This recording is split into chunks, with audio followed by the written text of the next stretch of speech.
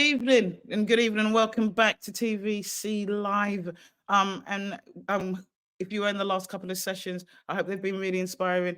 Rajesh was really interested in terms of how we can be telling the stories, Defiance, telling those really important stories, documenting our cultural and historical events. And bringing them back to life. I think that was really important. We've had a great session. Lily, just in case we've got some new people here joining us this evening, do you want to jump on stage and give us a whistle tour of facilities so that people can really maximize this session and use all the functionalities? Thank you, Lily. Mm-hmm. You there, Lily? Are you there? You're on mute. Is that deliberate? Are you? No, it's not on purpose. I'd already started talking. Hi, everyone. So I'm going to preface this by saying I'm really sorry. My internet went out like last night, and I am hooked up to this via the 4G through my phone, so I can't turn my camera on, or it just otherwise end up bugging off.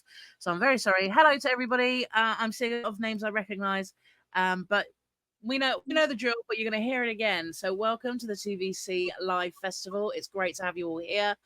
Thank you, Sheila. Thank you, Sebastian. And of course, thank you, Simone, for putting it all together. I'd like to turn your attention to the black bar at the top of your window. That is the main menu of the festival. That's why you can see TV Collective Live in the top left-hand corner. The first button in is schedule, or schedule, however you say it. If you click on this, you will find all sessions past, present, and future. You can join sessions as they're happening. You can set calendar reminders for future sessions coming up so you don't forget. And you can replay any sessions that have already been straight inside the schedule. A few buttons on, you'll see the people icon. It looks like two little people. And in here, you can see everybody who's got a ticket or is attending the festival. You can also switch it to see who's online right now at the festival, whether they're in the session or not. And beneath their profiles, you'll see a little speech bubble. That is the direct message function. And also a little calendar, a little square with a plus sign that allows you to request 10 minutes of their time and to request a 10-minute meeting with them via this platform. That includes, surprise, Sheila and Sebastian, so please be responsible. Simone and I, even though we're admins, we couldn't turn that off. We didn't know how. So sorry. I love Sheila's face when you said that. Sheila kind of did a really little thing with her eyes, like, okay. No, we're teasing. I'm teasing. Obviously, Sheila and Sebastian have to be here online and engaging with their DMs to read your DMs. So it does work both ways. Down the right-hand side of the menu is our in-session menu. So you'll see the chat at the very top, the little speech bubbles. I'm going to type in, hey. Underneath that, if you have a question for Sheila, Sebastian, or Simone, please, for my sanity, please put it in the Q&A bubbles underneath. It just helps me moderate because I sit backstage and make sure we can get you all involved. And if there are any links or further reading that anyone refers to throughout the session, you will find it in the resources tab, and that's one up from the bottom. Looks like two little pages. And that's me done. Thank you very much.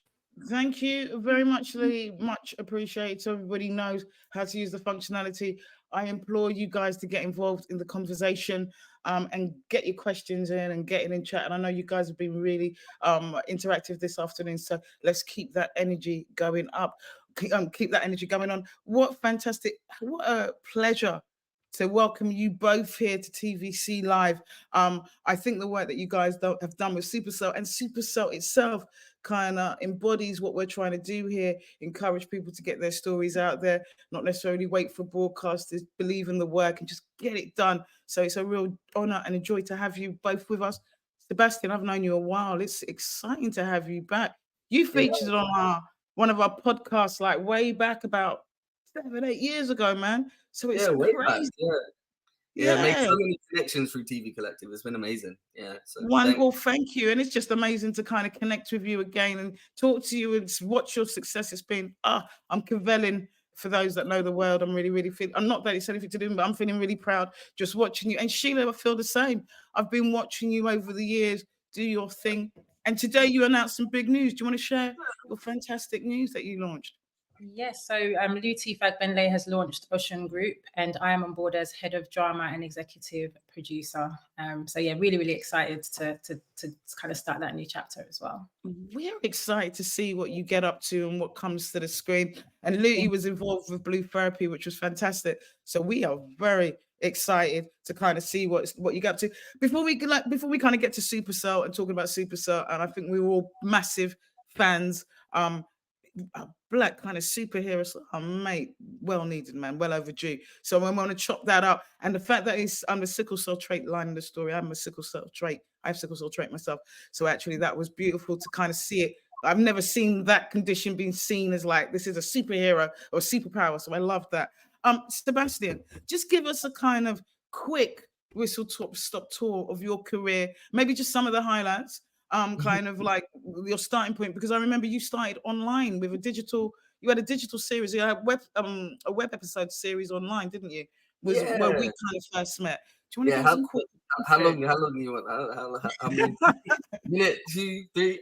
I'll try and I'll give like a quick one. But so I started off online. Like I didn't know what I was doing at the time. I was like filming, editing, directing. I didn't know what I didn't know what the roles were in filmmaking, right? And I just used to make comedy sketches mainly with A. Comedian, Babatunde, and they were at the time they were to promote my t-shirt company, but then the videos were doing way better than the t-shirts, and I was like, yo, maybe I should focus on that.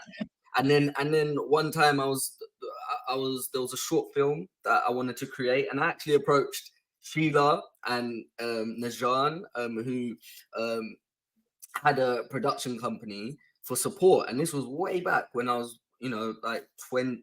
I think I was like 21 or something. I'm 33 now.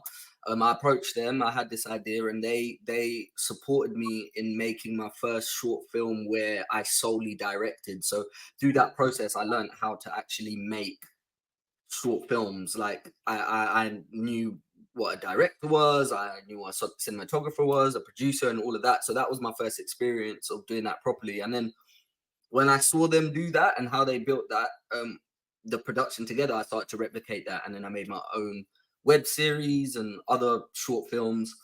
And one of them was called Just a Couple. And Just a Couple is what I would say was my entry into the industry. So it was a show that I made on YouTube to practice my writing. It was very contained. My sister, Frida Thiel, and Michael Salami. It was just about a couple and the trials and tribulations that this young millennial couple went through. And then I filmed that on YouTube. BBC saw it, and I ended up making it for BBC. And then that was my entry. And I think from there, it allowed me to kind of be, within, I guess, the BBC system. So I was, considered when Dreaming Whilst Black came, and I directed Dreaming Whilst Black, and then Riches, and then Supacell. But it sounds like easy and quick. There's a lot of things like this, but I don't want to be here all day. Like maybe when we talk more and we have questions, then we can talk about all the other bits. But I think that gives you like a bit of a snapshot. It was just self-starting on YouTube, and then that kind of spurred on snowball effect to working within TV. Wonderful. And we'll chop up and we'll get into kind of more of your experiences as we kind of, like you said, as the conversation goes on. And there seems to be a running theme of people starting. I mean, we spoke to Leon May just before we came on Brothers with No Game, and he was talking about his journey from YouTube.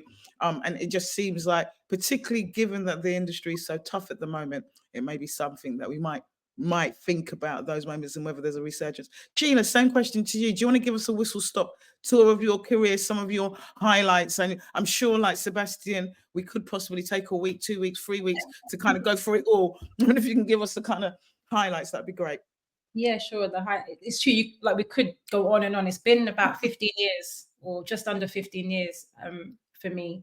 And I started kind of writing my own short films and plays and things like that, just within the comfort of my own room. I didn't have like a plan or a strategy or even a goal to get things out there. I just really enjoyed storytelling.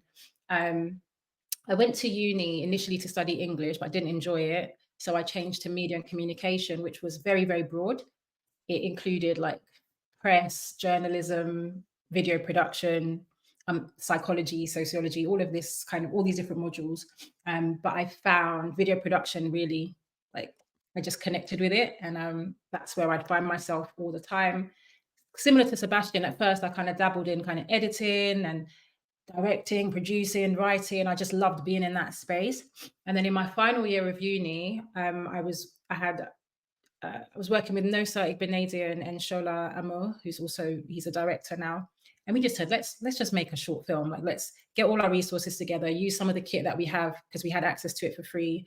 We had friends who were drama students and so on. Let's just make a film. So we shot a short film, had no idea what to really do with it, because YouTube was not even a platform then at the time. That's how far back this was. And then Sheila had the idea to put it into some film festivals. So we did that. It did well. It won Best Film at the BFI in 2009. And I was like, oh, okay, this is interesting. And then from there, I was like, this is what I want to do. I just want to make stuff. How I got into producing was kind of thinking just very practically now about, if I want to make stuff, how do I get the resources to make it? I need to raise money. I need to kind of galvanize crew and cast, and just figuring out those logistics step by step. If we're going to have cast, I'm going to need to hold a casting call. I'm going to need to hire a space. So just really kind of figuring it out as I went. The projects got bigger and bigger, so the budgets got bigger, and I was able to tap into bigger pools of money, connect with creatives and directors like Sebastian, and there was so much talent out there that just wanted an opportunity. Worked on a few independent features, and then Stay Close came along. I was interviewed for a Netflix show, Stay Close, and that was my first time working in high-end TV. I came on board as a producer, and the rest is history. Here we are now. Wonderful. I mean, is Supacell one of the biggest series that you work on, or is it kind of that you do that for, that you have that for breakfast days and No, the biggest. It's definitely the biggest so far, and I see it as a door opener, not just for myself, but for all of us. I'm excited to see kind of bigger and better come through after Supacell. Absolutely. I mean, I was like, I watched it and did that thing that most people do. You watch it in the middle of the night and say you're only going to watch one episode, and then several hours later you're kind of stuck. You're like, I have to watch the whole of this. You know what I mean? I'm not going to finish watching. So the fact that it's got a season 2 is phenomenal. Sebastian, how did you get involved in the process, or what point of production did you get involved? Were you involved from very early doors, or were you kind of brought in slightly later? So I got involved in the project through through my agent, essentially. Like, they sent us Raps' team sent the script, and Raps and Netflix, sent the script to my agent, and then it was through, I guess, like the formal way of doing things, because I knew of Rapman, and Raps knew of me, but we didn't have like a personal relationship. So they sent it through to my agents, and then I had a meeting with Netflix about Supacell first, like the Netflix execs. And then I had a meeting with Raps, and then I feel like it was, just, I guess, a bit of an energy check, and also just a check, or just to see how aligned I am with his vision.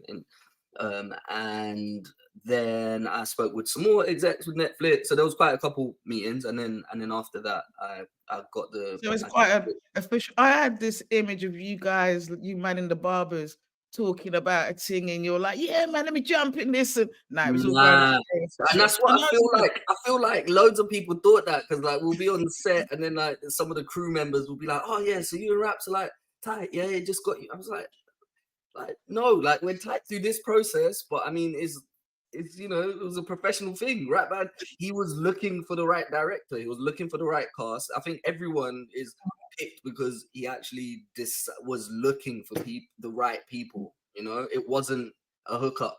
Like, I think everyone everyone auditioned for it. Like, it was no jump in. Like, can I just also chime in there? Yeah, please, Sheila, do. Yeah, do. With a show like that, there is no wiggle room for hookups, in the sense of like the stakes are too high. Like, everyone has to go through a rigorous process. People kept saying, "Oh, I bet you guys had so much bants on set, and it was so fun." And there was fun, but we had to complete each day. We had to make sure that we are executing this in the best possible way, because this is a breakthrough show. You know what I mean? So everything had to be done with like just the most amount of professionalism that we'd bring to any set that we were on. Yeah. And it's funny, I think that the assumption is, because you guys are young Black people, that it is a hookup. And we're not even that young anymore. Shut up. Black don't crack. Do you know what I mean? Skin is looking smooth and wonderful. Sheila, I thought you're 15. You're not 15. You're not 15. You know, but the idea that as a kind of, it's kind of a stable of kind of, you know, rap man's relatively young, it's kind of associated with maybe more urban culture, that it's a kind of, everybody would make an assumption that you guys are trying a thing, then rather. But look, it's always a thing where, look, the industry is small and we know of each other and we know each other. But at the end of the day, like with a show like this, that is, I guess, original IP, superhero, Netflix, that there's a lot on the line, and it's not. I think even in general, even shows that I've done that are smaller shows, even if you know people, you know, when you're working at a certain level, you need to get the right people, because hookups they only take you so far, you know. I'm learning that, I think anyway, but yeah, you know. And also just in terms of we are just in terms of how we're perceived, you know, like I think it's so important for us, particularly as Black people and people of color, to always be clear that we are just as talented, just as professional. We go through just the same systems as absolutely everybody else. I think that's really, really important. That when Ratman, I always say the first time I saw Ratman enter a room, it was like a big boardroom meeting with all the HODs, and he came in and he didn't code switch. He spoke how he speaks, but he came in with this authority, and he came in as himself, but also with this level of professionalism and clarity of vision that everyone had to respect. And I think that's something that we need to feel across the board, and we need to represent across the board, that just because we're Black or we look a certain way or we talk a certain way, we bring the same amount of energy and conviction as absolutely everybody else does when they come to a high-end TV show. I want to do, like, if I was like, I want to do one of those kind of vibes, like just like, I mean, 110% agree with you. And I think a lot of us are definitely feeling more confident to walk in with swagger, but still maintain that professionalism and be ourselves. And I love that. And I love that you guys were able to maintain that. For you, was it a similar process in how you got involved, Sheila? Were you kind of through an agent, like Ovade, or how did you get to the project? So I had Stay Close had come out that same year, and it had done really, really well. So it was #1 on Netflix for a while, for a good few weeks. So I already had that relationship with Netflix, and they said to me they were going to reach out with some more projects. They wanted to work with me again, and I think Stay Close was kind of like a testing ground, if you will. It was my first time working with them, and it went well. So they reached back out and they said, we've got 2 shows that we'd like to put in front of you that you might be interested in. One was Supacell, one was another show.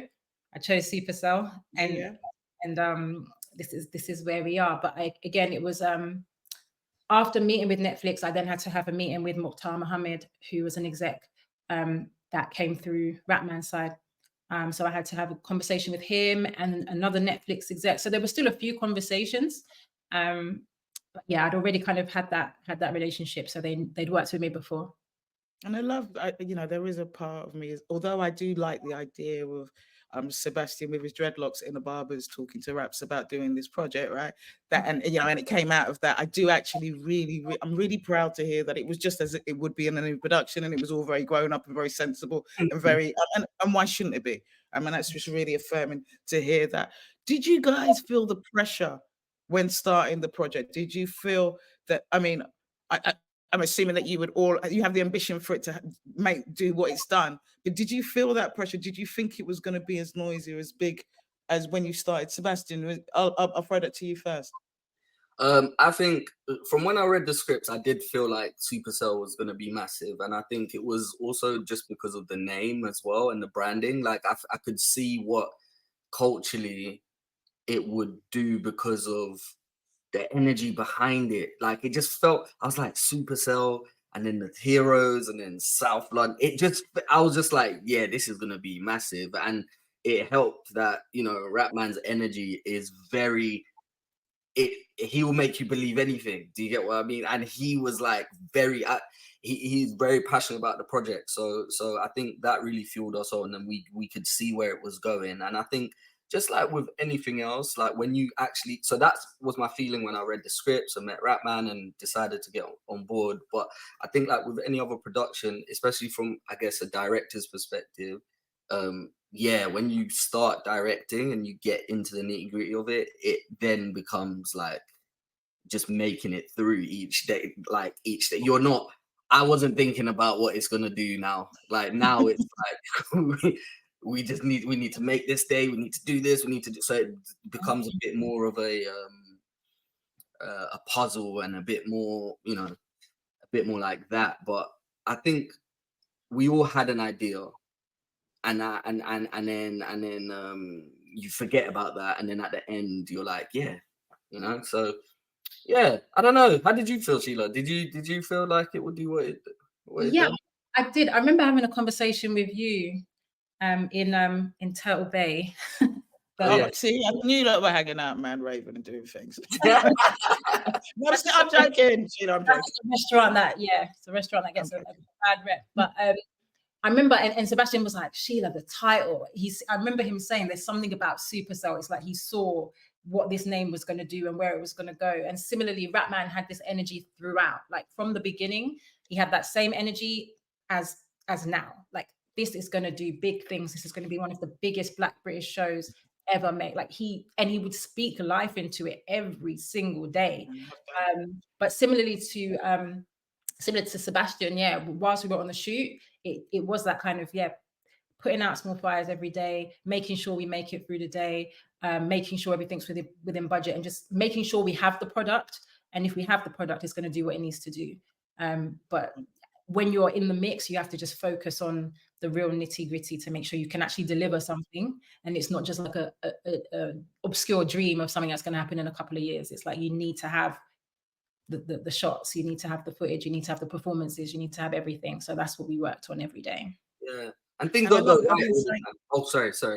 No, please say. No. After you, I'll say. Things don't go. Things don't always go right on production. That's the nature of production. So it's like you're then like, would this work? Would this scene work? Would this happen?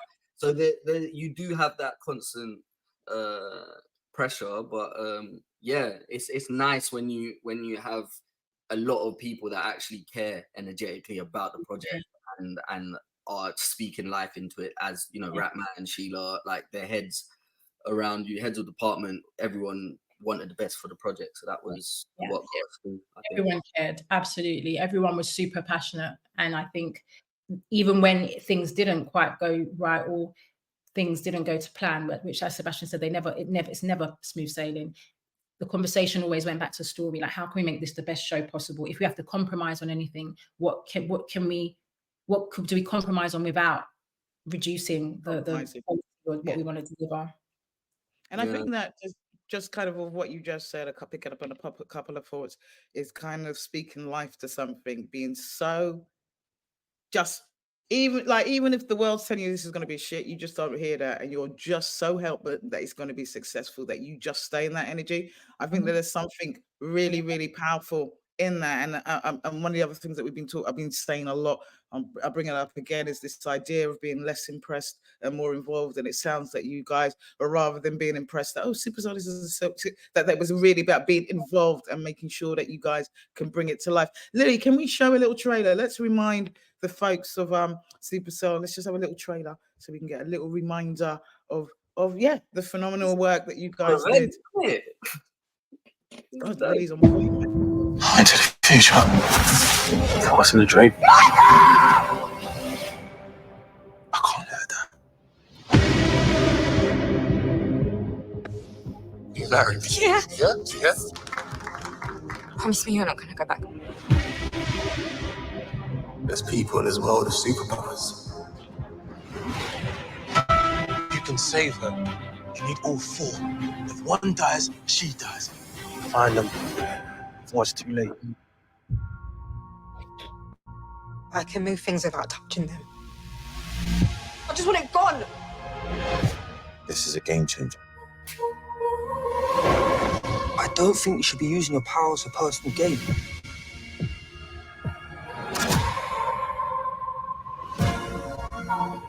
You know how it feels to not be able to provide for your son. These powers are a part of us. Sis, you protected me like you always do. It's a matter of life and death. If the five of us are together, we can stop this. You're asking for too much. Hey, you're not listening to me. I can't do shit.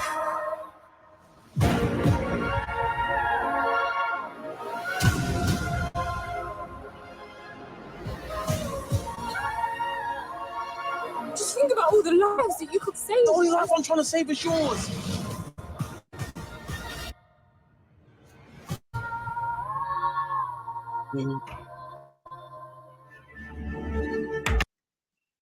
Wow, delicious stuff, man. It was Amazing.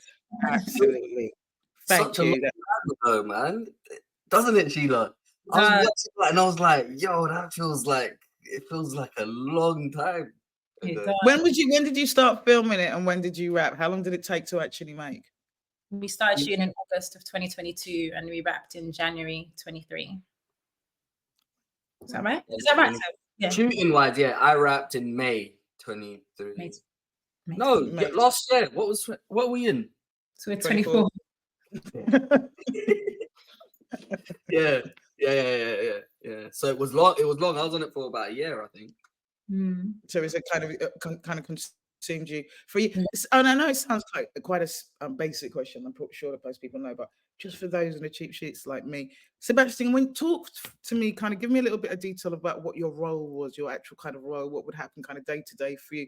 What was your actual role? So we know you're a director, but what did that look like in a series like this? Or what does that? Yeah, how does that work out in a series like this? So I was a block 2 director. So usually the way productions are, they set up in blocks, and I think for a show like this, generally they might have 3 directors, but we just done it 2. So me and Raps was block 1, I was block 2.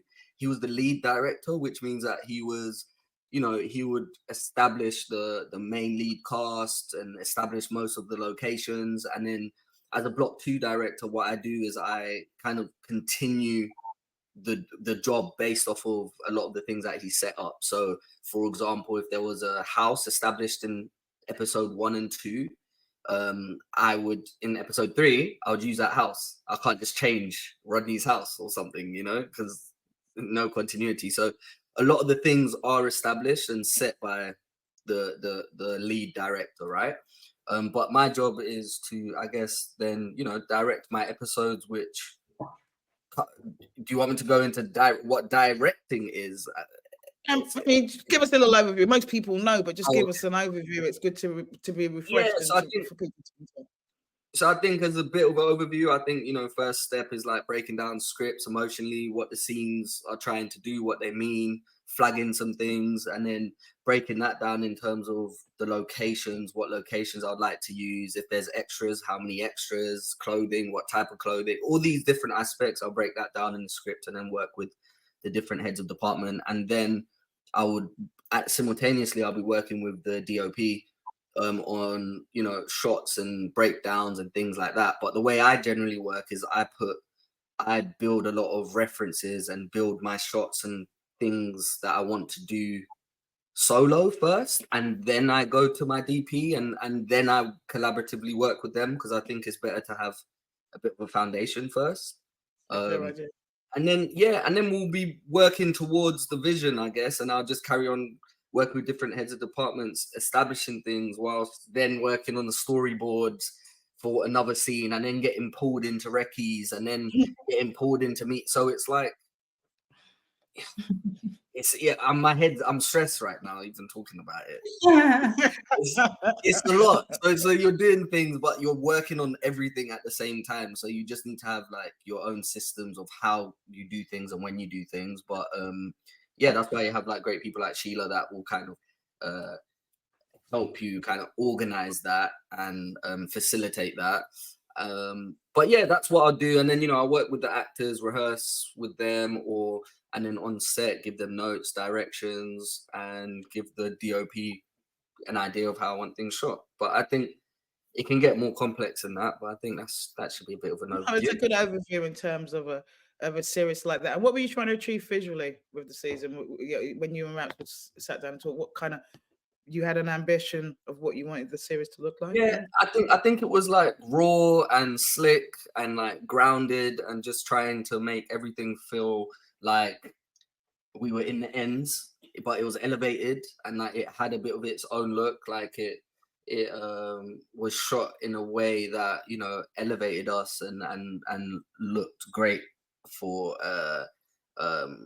us, I guess, in South London and Black people, and like a series, and just trying to do something different where we can. So I think there was loads of things and decisions around like color and how bright and vibrant, and also how the effects are done and how grounded they are and how the eyes are, and Raps always wanted to make them look real and things like that. So there was an element of just grounded and elevated, raw, slick, I would say.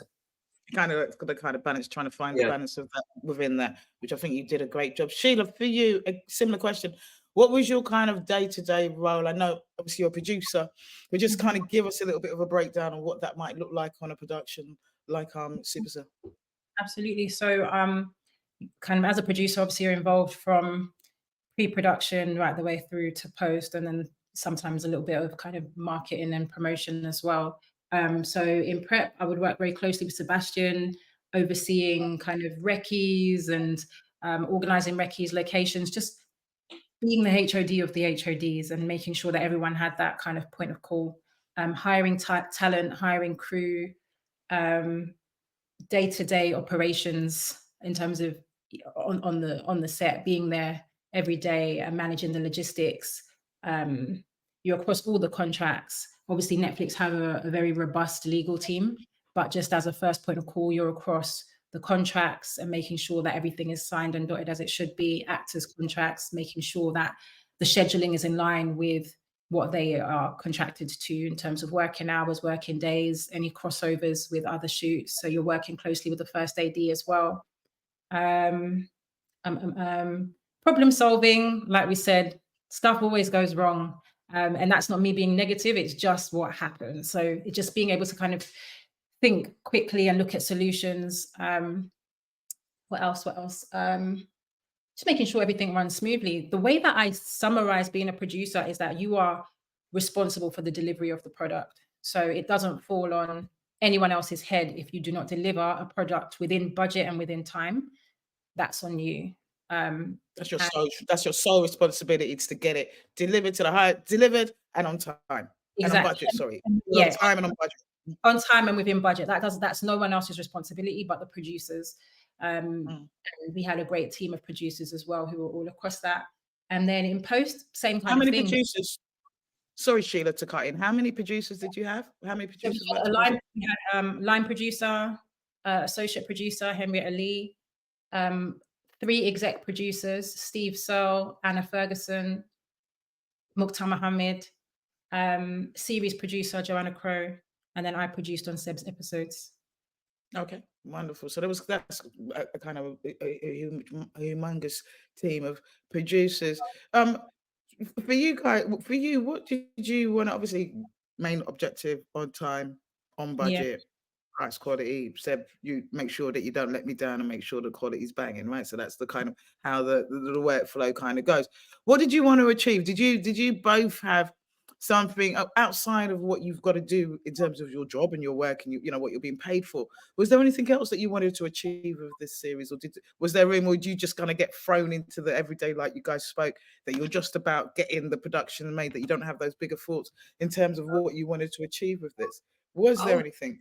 I would say, like, I try and pick my project. I'm really selective with what projects that I pick, and I feel like Supacell felt like it meant something. So for me, as well as just kind of, as well as doing the technical things and how to shoot it and all of that, it was just trying to make sure that there was heart and it felt real, and that it was something that I feel like my people would watch.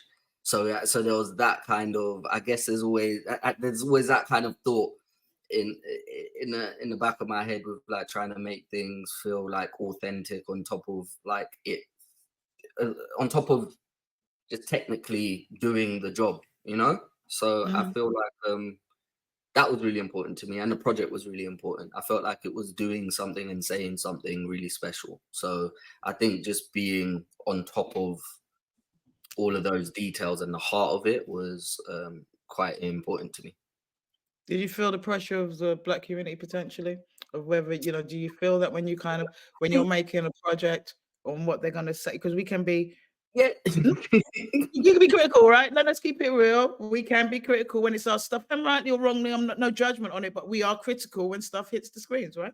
I think, you know what, it'll be interesting to hear your thoughts as well, Sheila. But I was thinking on my side, it was just, you know, because it's superhero and there's and there's villains and there's gang culture, and it's just like I was just like interested to see like what the conversation around those aspects of the episodes would be, because I feel like Supercell didn't just focus on that. It had loads of different types of characters and all of that, but I felt like, okay, like it will be interesting if this will be like one of the main conversations when this whole series is actually saying something larger and bigger and more important. Come and back that to was that point. a snapshot of the series. But Sheila, what did you think? Well, in terms of, did I have any concerns about criticism? Yeah, just the pressure of the Black community. We can be really critical when stuff comes out. Yeah, Particularly Black British stuff. We're weird about American stuff. We're okay about it. But our own stuff, a little bit weird about it.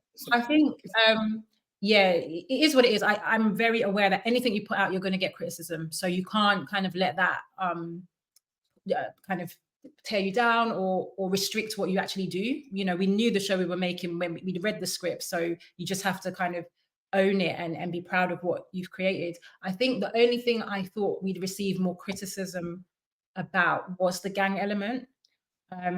I didn't know how people would respond to Taser's character, or if his character would overshadow the other characters in terms of like audience perspective, to say like, did we need a gang member? Is there too much violence? You know, because we hear every day from the community that they don't want to see any more black on black violence or gang culture and so on. So that was my only concern in terms of what I thought people would kind of push back against, was Taser's character and that element. But again, we all knew the show we were making, and we owned it, and it was he was one of the 5 characters, and I felt we did a great job at representing people from different demographics within the Black community.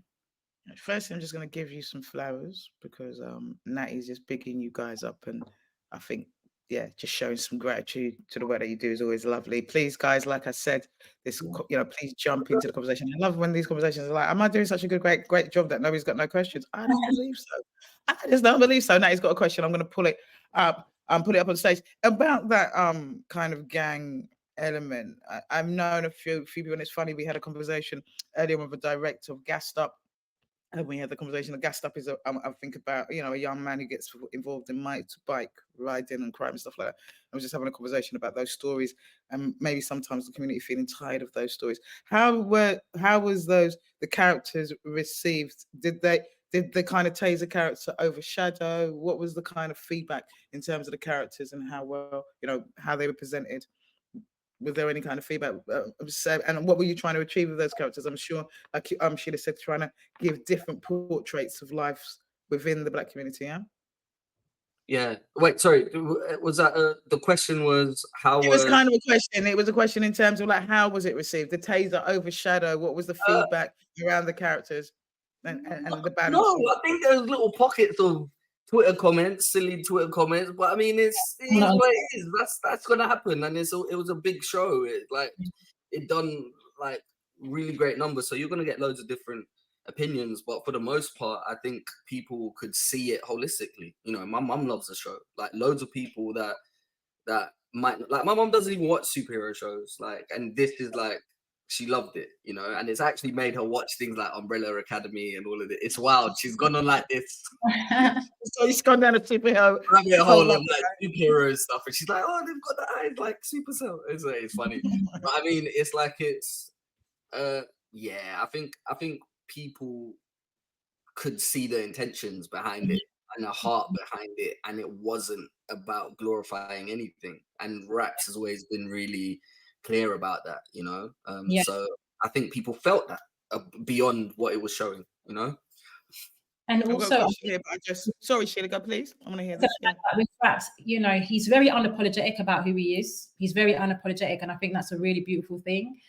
Black people, I know we hear this a lot now, but we're not a monolith, and within the Black community, we've all had different experiences, and he's not just going to switch off about a part of his life or his experience that he feels could bring value to our screen. So he's like, this is a character that we're having. But then we've also got Sabrina and we've also got Andre and all these different characters. And the backstory for each character was thought through so thoroughly. I'll give you one very quick example. For Sabrina and Charlene's house, right? So Sabrina and Charlene are Jamaican originally. And we had like a whole backstory about how their grandparents came into the country, Windrush generation. Their house itself is like one of those big kind of townhouse kind of houses that you might see them in, I don't know, like in Brixton, that has been inherited, and their parents have gone back to the Caribbean, back to Jamaica. So they now live in this home. So when you look at like the style of the house and the things that you have in the background, there is a whole backstory as to why they're living in this space and the kind of environment they're in, and why that's different to Taser's home, for example, where he lives in the estate with his grandmother. So there was so much thought to make these characters as rich and as authentic as possible, that again, I think people realize that Taser's not just a gang member that we just chucked in for the sake of showing violence, but actually these are very well-rounded characters that you could meet in real life. And I loved the father, because I think that the kind of conversations around black men and their father, I just love that. And I love the kind of twist that at first you thought he was this like, oh God, another one. And then you realized his story and the issues he has. I love that. And obviously the sickle cell, I loved it. I'm the wrong person to look, because I'm like a big advocate. So I'm like, I loved it. Give us more. We want more. There's a few questions. Let me pull up a few questions to make sure that everybody gets their questions. And Natty's got, where did that go? Natty's got a question. Oh, did I mark it as unanswered? Let's see what's happening here. Let's see. All right, I'm not sure what happened there. Let's see. Oh, it's done. Here it goes. Where we've got it there. Apologies. So Natty, you've got a question. Did you ever feel limited in your creativity or budget? Do you feel overwhelmed by the next season 2 and possibly getting a bigger budget? And how does that affect your creativity? Great question. Sebastian.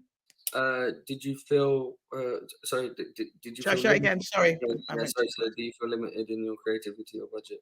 Do you feel overwhelmed?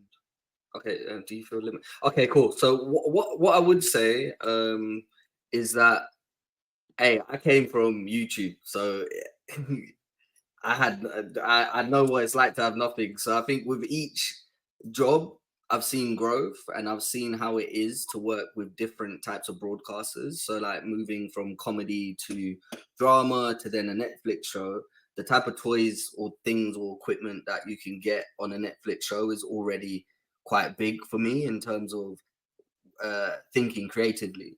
And also, I was able to actually, so I didn't feel limited with Netflix, and I think I was able to actually do things that I might have not thought about doing before, because usually I would have felt restricted. I think, of course, you always have limitations. So even within that, there's things you can't have, or things you can't do, or locations you can't have because they're not available or anything like that. But I think you've got to work around it. And in terms of season 2, I can't really speak on that. I think it's very, very early to have any thoughts of like what's happening or where the budget is and all of that. But I think with season 1, it was, for me, it was great. It didn't limit me. No. Wonderful. Probably a question for you, Sheila. If you know what I mean. How would actors go about having a chance to audition for season 2 of Sickle Cell if new characters are introduced? Are you thinking about introducing the dreadlocks with freckles from Northwest London? How would I? Absolutely. Your name's already down, Simone. Don't even worry. Back to Manel Bailey, actor. Like Seb said, it's very, very early. So right now, season 2 is in development. It hasn't, the writing process is just beginning. The story is being hashed out. Casting won't start until, I would say deep into next year, and then there'll be a casting director on board. So I would say look out for casting calls on social media next year. If you have an agent, obviously you can get your agent to just kind of reach out. But it's a little while away until the casting process starts. But just keep a lookout. Everything will be announced online anyway. How disappointing. We thought that when you announced the series that you had it already in the bag and you're going to put it on Netflix. We're expecting it next week. So when are we expecting the series? We got to wait. We have to wait for it. We got to wait. Yeah, there will be a little wait. There will be a little. It's not cool. That's not cool. Marcus Jones has got a question. Were you aware of how much positive impact you would have on the education and awareness? Great question of sickle cell itself, both in the Black diaspora and the wider world. Great question. I personally wasn't. I didn't know how much of an impact it would have and how much people would actually pay attention to that. But I thought it was dope. Like when I read it and I saw how it was revealed and what was actually how people got the supercell, I was like, this is powerful. But no, I personally wasn't. I didn't know. I thought the show would do well, but you don't know what people hold on to and what will actually grab people's hearts. I didn't know if it would be missed or they'll get it, and it looked like people got it. Got it. It was like I said, I have sickle cell trait. So does my daughter. So the idea that something that you've been told all your life is a disadvantage is actually a superpower. I started to believe that my sickle cell trait, that I've got some, I'm like, I've been walking around trying to see if I can levitate things with my eyes and stuff. I feel like deep inside, I got some superheroes going on. So I think it was really powerful to have that element of the story. And I really think it enriched it and made it feel really cultural in a really sexy and exciting way. So I thought that was brilliant. Brilliant. Specific, very specific as well. Yeah. Sheila, what advice would you give a producer who is already working on streamer level projects in unscripted, who is interested in working on scripted projects? P.S. Loved Supercell. Congrats. Oh, thank you, Ellie. I guess transitioning from unscripted to scripted, it's a lot of transferable skills. I haven't actually worked in unscripted, so I wouldn't be able to give you advice from my personal experience. But I think if you're already working in those shows, on those kind of high-level, high-end productions, if you're working within a production company, I personally would just put myself forward and just say I'm interested in moving into scripted if there is a scripted department, and just doing it that way. But yeah, I haven't done that myself, so I wouldn't know. But the advice I would always give myself is if I want to try something new and I feel I've got the experience to do it, it's just to put yourself forward, and you'd probably be quite surprised at how easy it is to transfer. Also, if you're interested in kind of just testing it out in a smaller scale, there's always like short form content, short films. I know short films are not considered very sexy, especially when you've worked on high end stuff, but that's always a great testing ground just to kind of see what the differences are, and if there's anything that you do want to kind of develop your skills and brush up on before you transition to the high end. Wonderful. I think that's great advice. Sometimes you got to let people know what it is that you want, and just by asking, you can be amazed by just what asking does. This is just some flowers. I love flowers. Congratulations, Sheila and Sebastian. Love the series. It felt fresh and authentic. I think we all agree. I think we've got some more questions. And actually, what I will do, because we've got a little bit of time, I'll start inviting people onto this stage. We've got a question we've answered. Right, we've got that. Lewis, let's show Lewis's question. Actually, we don't have that much minutes, so let me show Lewis's question. Lewis has got a question. How much did you guys work with special effects, especially during the starts? And how did you navigate directing those scenes, Seb, where there's certain aspects that might have been added later in post? Do you need that question up still? Yeah, probably, just because I feel like there's a few sections to it. So how much did you guys work with special effects, especially during the stunts? Okay, so special effects and stunts, essentially. Okay, cool. So yeah, for me, I think like doing Supercell was interesting because it was my first experience doing like VFX, special effects, and all of that. And I think what actually really helped me is that I have an editing background, so I know how to piece things together. So I could use, I guess, a bit of my imagination. But I think working on a show like this, what was really great is that you would have a storyboard artist. So sometimes a storyboard artist can actually help you actualize your idea on paper.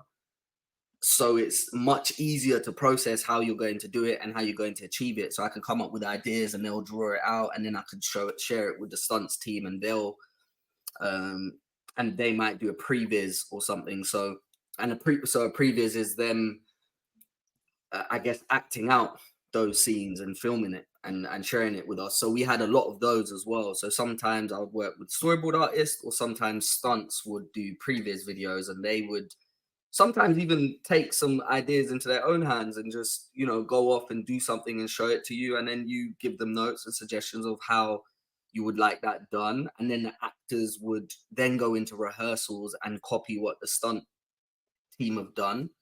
And then other than that, I think working on set, we never had that many.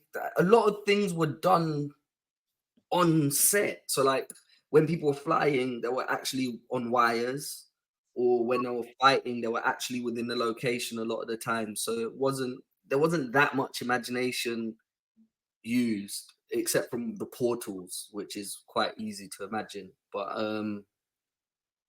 yeah, it was a really fun experience. I think some of my challenges were around stunts and how you have to use doubles. So sometimes I might have ideas and I would be like, oh yeah, let's just get Sabrina and Charlene running through the glass. And they're like, no. She can't run through glass. No. Sabrina and Charlene can't run through the glass. Even like, so of course they can't. But I'm saying that factoring in how to switch out doubles, when to switch out doubles, and things like that was new to me, and a new complication that you have to consider when working on something like that. So I think those were some of my challenges around that. And also special effects, like being really specific about what you want, because you might have something blow up, but how is it blowing up? Like, oh wow. And someone else's interpretation of how it blows up might be bigger, smaller. It might implode. Like there's different ways something can blow up. So be really, really specific, and having examples of what you want is very useful, because you don't want to turn up on set and then you haven't got exactly what you want. So yeah, wonderful. I'd say We've got another question here. I'm mindful of time, but we did start off a little bit late. Sebastian mentioned also dreaming whilst black and riches. How do you see both black British storytelling evolving with these wider concepts? Do you see heavy chances of visual narrative elements, fourth wall breaks? How do you see? Sorry. Can you put it on? Let me put that back up. Sorry, I moved that too fast. How do you see both black British evolving with these wider concepts? How do you chance of? I'm not sure if I understand the question. I've invited Dominic on stage. Dominic, yeah, and Sheila will be good at this as well. This is a nice one. I've great. Invited Dominic. I don't Richie, I'm not putting you on the he spot, joins backstage. I think you will have great input on this. Yeah, and Dominic can come up and elaborate this question when he arrives. Hopefully, he's going to arrive on I can stage. see him. He's at the bottom. He's at the bottom, and is he coming? He's coming. Just give us a second. Dominic, are you there? He's getting his commission. Oh, it's exciting. It's exciting, isn't it? Sheila, have you got any thoughts on while we're getting Dominic? Yeah, I guess you can clarify the question, but I think it looks like his question is whether or not with Dreaming Whilst Black and Riches. Oh, he's here. I'll let him. Let's not try and guess what he's saying. Let's ask him ourselves. Dominic, do you want to clarify your question, or just elaborate a little bit more, please? You're on mute. Hi, Dominic. Are you there? Ooh, if you're on mute, I don't know. I can't see what's happening. If you're on mute, please just unmute. It's next to the kind of camera bottom at the. Yeah, you're on mute. So if you go to where the video one is at the bottom, there's a kind of thing that looks like a mic or podcast. Yes, wonderful. Thanks, Dominic. Ooh, you put it back on mute. Let's turn it off. Dominic, are you there? We are. Yeah, wonderful. Is it unmuted? I'm not sure. Yeah, you're unmuted. We can hear you. Fantastic. Okay, cool. My Wi-Fi is struggling. My apologies on that. Yeah, the basis of the question, it was just with the way you lot were mentioning about how you wanted it being grounded, but also still have that kind of superhero elements, and how, like Sebastian mentioned, doing Dreaming Path Black, I'm just wondering, how do you see, and this is also for Sheila, how do you both see Black British storytelling evolving? Like, are there certain aspects you think will kind of improve away from how everyone's saying Top Boy and gangs are more invested in storylines? And is there chances of how Dreaming Path Black used fourth wall breaks, or like how Ratman did in Blue Story, the rap elements, are there those chances of giving characters perspectives in a way the audience can, visually see?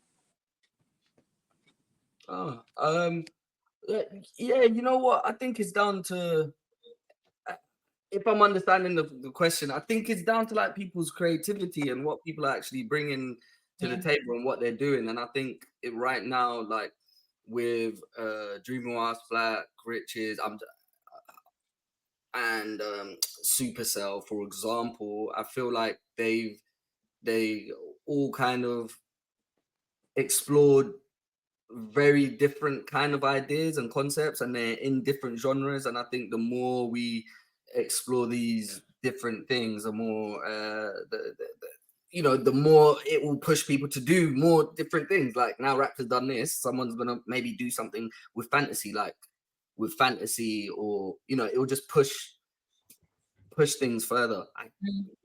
But I think that's just down to the commissioners as well, and also what people are creating, and production companies like where Sheila's at currently, that are going to empower, I guess, filmmakers to be able to make things that are different, so yeah. And I think so it comes down to what serves the story, like I think you don't want to employ breaking the fourth wall, in the example you used, is it's a technique that's used for like very specific reason, or for a very specific way of kind of elevating the story or giving perspective, in terms of like having this main like narration or one particular person's perspective or insight. So I think what's next is just telling amazing stories and adopting whatever techniques you need to tell them. But I don't think there's like a limit on what those techniques can be. It just, so long as it serves the story and a great TV show. Wonderful. I love that. We've got a few more questions. Thanks, Dominic. That was great. Did that answer your questions? Yeah, wonderful. We've got another question. I'll invite this last person on the stage as well. I cannot, because they're on a mobile phone device. So this is a question from Justin. After you made such a special product, can you let us, as filmmakers, know about the marketing promo, as it seems to went really well throughout? That's a really great question. Sheila, maybe you, because you said you were kind of across that a little bit.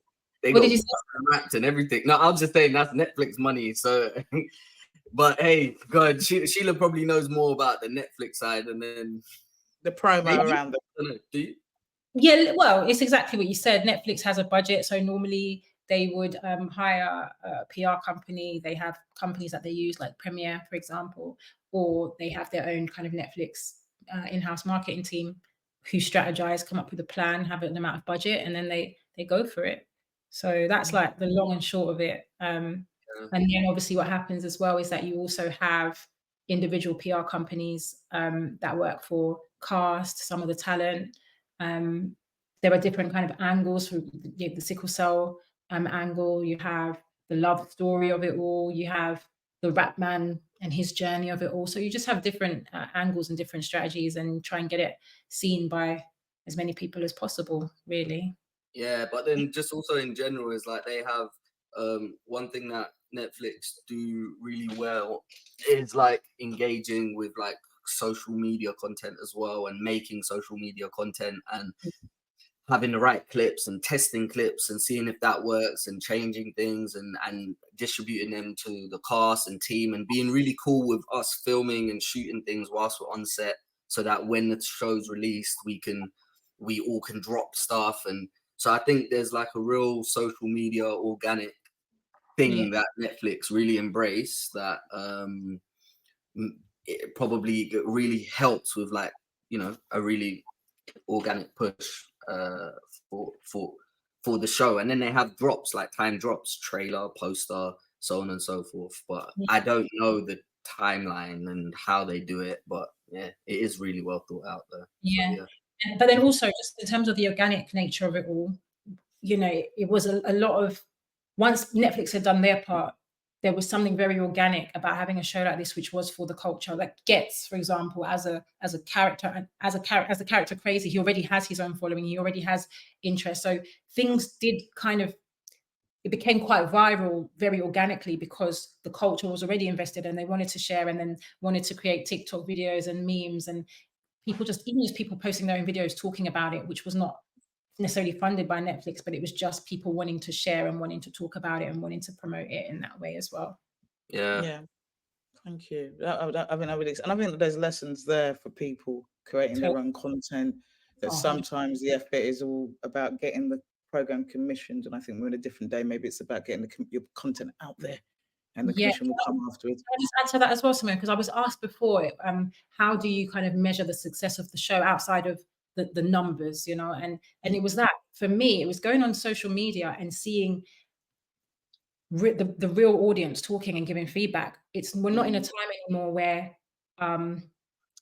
you run to the Radio Times to read the review of what the Guardian critic says. Exactly, where you have one or two like critics who we look up to. It's really the people and what they think and what they feel, and that's what we were getting day in, day out, was real feedback from real people, and that was like a measure of the success of the show, was having that feedback direct and live as it unfolded. It's really powerful. I'm going to kind of wrap up, and we've gone a little bit over. So, thank you for being gracious with your time, and thank you guys for staying on. Just really quickly, as a last kind of wrap up question, Sebastian, you started your kind of career or your creative career kind of online, and it's a really difficult and challenging time at the moment. That people are really struggling to get content and stories through. Obviously, advertising budgets are dwindling, and there's conversations about how long TV in its current form will last. What are your thoughts? Do you have any thoughts or any advice in terms of how people can be sharing stories? Is digital or going back to YouTube do we need to kind of go back to full circle? Ouch, lick me my dreadlock, lick me in my eye. Do we need to go kind of back to full circle to turn, going back to that time where YouTube was vibrant? What any advice that you would give to content creators who are really feeling the brunt of this moment, but still have real powerful stories that they want to share and get out there? It's really hard, like to address that. I think it's a really big thing, and everyone's circumstance is very, very different. And I think some of it boils down to like what people's financial situation is, their work, like how all of those aspects. So I think one thing that I'd done, and I know this is a long time ago, but one thing that was really useful to me was I used to do a lot of freelance work, which kind of fed into me investing in my own content so I can just put my own stuff out. And I was using YouTube as my marketing, as in like, hey, this is Sebastian. Like, it was like, it never made me money, but I would make money and use it to advertise. And then that is what kind of, that was what made people know about me. And I used that as like, I guess, my portfolio. So I feel like it's just like finding a way to just do what you love and finance that.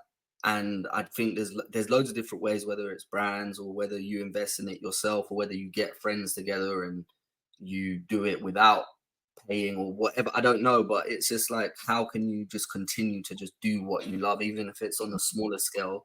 Because I think the more you actually create and put out there, I think the more that opportunities and things will come to you. It's much more powerful. When I have conversations with people all the time and they're like, I really want to do this, but how do I get here or do this or do that? Like, it would be, if they showed me a short film and they said, this is a short film that I've done, I want to make this a film. Also, like, that is already much more appealing, or much more, I could go, oh, boom, let me send that to Sheila. Sheila, this looks like a sick concept.